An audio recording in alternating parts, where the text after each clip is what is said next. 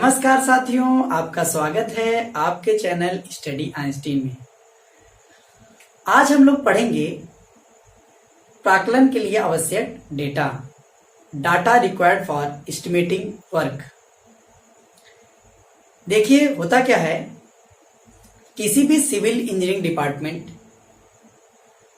या लोक निर्माण विभाग में जो भी निर्माण कार्य होता है उसको कौन करता है? या तो एस्टिमेटर करता है, या तो क्वांटिटी सर्वेयर करेगा, या तो जूनियर इंजीनियर करेगा। देखिए, एक एस्टिमेटर को ड्राइंग यानी आरेखन के साथ साथ गणित का भी ज्ञान होना चाहिए, जैसे क्षेत्रमिति, त्रिकोणमिति आदि। ठीक है, इतना समझ में आया आप लोग को? देखिए, एक जूनियर इंजीनियर या एस्टिमेटर को निर्माण कार्य, बाजार दरें, निर्माण प्रक्रिया और स्पेसिफिकेशन यानी विशिष्टियों का भी ज्ञान होना चाहिए। देखिए, प्राकलन जो है समय लेवा विषय है और बहुत टेढ़ा विषय है। अगर कहीं पे ड्राइंग में ना कहीं पे कोई चीज बीमा छूट जाए तो होता क्या है, उसको निकालने में दिन भर लग सकता है, उसे निकालने में ना बहुत टाइम लग जाता है। तो एक एस्टिमेटर को क्या होना चाहिए? एक एस्टिमेटर को परिश्रमी और धैर्यवान होना चाहिए। देखिए, प्राकलन को निकालने के लिए जो भी आवश्यक डेटा है वो निम्न प्रकार है। वो कौन कौन सा है? वो 4 है। पहला तो ड्राइंग हमारे पास होनी चाहिए। दूसरा क्या होना चाहिए? विशिष्टियां होनी चाहिए। तीसरा दरें होनी चाहिए। चौथा हमारे पास मापनी होनी चाहिए, मापनी सेट होना चाहिए यानी स्केल होना चाहिए। तो सबसे पहले देखते हैं हम आरेखन। ठीक है, सबसे पहले हमारे पास होना चाहिए आरेखन। आरेखन में क्या क्या होना चाहिए? आरेखन में हमारे पास सबसे पहले तो कोई भी निर्माण कार्य हो रहा है उसका प्लान होना चाहिए। क्या होना चाहिए? प्लान। हमारे पास प्लान होना चाहिए। कोई भी निर्माण कार्य हो रहा है उसका प्लान होना चाहिए, प्लान। ठीक है, और क्या होना चाहिए? क्रॉस सेक्शन होना चाहिए, जैसे इसको कट करके इसकी डिटेलिंग हमें ज्ञात होनी चाहिए। ठीक है, और क्या होना चाहिए? सेक्शनल एलिवेशन होना चाहिए, मतलब इसका एलिवेशन हमारा, जैसे अगर इसको काटें तो सामने से कैसा दिखाई दे रहा है वो भी हमें पता होना चाहिए। सामने से कैसा दिखाई दे रहा है, दरवाजे हैं, क्या है। और ड्राइंग में हमें जैसे नींव कितनी गहरी है ये पता होना चाहिए, फर्श कितना मोटा बनेगा ये पता होना चाहिए, फर्श में क्या क्या चीजें लगेंगी वो ड्राइंग में दिया होना चाहिए।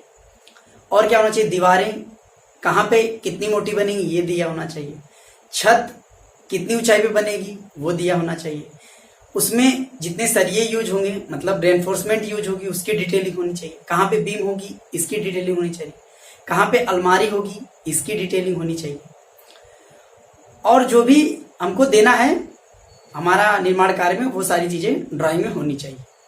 ठीक है, ड्राइंग में स्केल भी बनी होनी चाहिए। ड्राइंग की जो स्केल है वो बनी होनी चाहिए, उसको हम आगे बताएंगे। दूसरी चीज विशिष्टियां। दूसरी क्या है? विशिष्टियां। विशिष्टियां विशिष्टियां स्पेसिफिकेशन। किसी भी निर्माण कार्य को अच्छे से पूरा कराने के लिए, संतोषजनक तरीके से पूरा कराने के लिए विशिष्टियां बहुत ही उपयोगी हैं। एक ठेकेदार विशिष्टियों के आधार पे ही क्या करता है? निर्माण कार्य को कराता जाता है। होता क्या है कि निर्माण कार्य जो भी हो रहा है उसकी गुणवत्ता क्या होगी, निर्माण किस प्रकार का है, निर्माण कार्य में क्या क्या चीजें यूज होंगी, सारी चीजें विशिष्टियां में दी होती हैं। जैसे कितनी दूरी से कोई चीज लानी है, कौन सा मटेरियल लगेगा, किस प्रकार का लगेगा, ठीक है, कौन सा सीमेंट लगेगा, कौन सा रेनफोर्समेंट यूज होगा, सारी चीजें दी रहती है। कितनी मोटी दीवार बनेगी, कितनी गहरी नींव बनेगी, वो सारी चीजें इसमें दी रहती हैं स्पेसिफिकेशन में। तीसरी चीज होती है दरें। तीसरी चीज होती है दरें। ठीक है, दरें, रेट।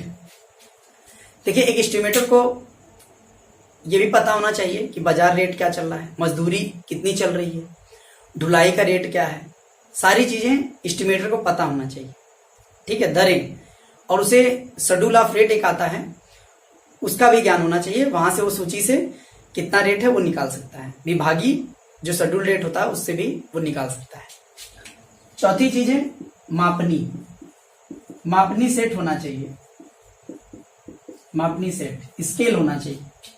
अगर कहीं पे ड्राइंग में कोई माप नहीं दी हुई है तो उसे निकालना कठिन हो जाएगा। अगर मापनी नहीं दी रहेगी, कहीं पे मापनी, कहीं पे कोई डायमेंशन छूट गई है, कोई बीमा छूट गई है, तो उसे हम स्केल के द्वारा निकाल सकते हैं। ठीक है, देखिए स्केल दो चीजों के लिए जरूरी है, एक तो ये, और दूसरी चीज स्केल से हमें ये पता चल जाएगा कि कितना प्लान, मतलब उसमें स्केल लिया गया है। स्केल से ये पता चल जाएगा कि हमारा कितने एरिया में हमारा निर्माण कार्य होना है।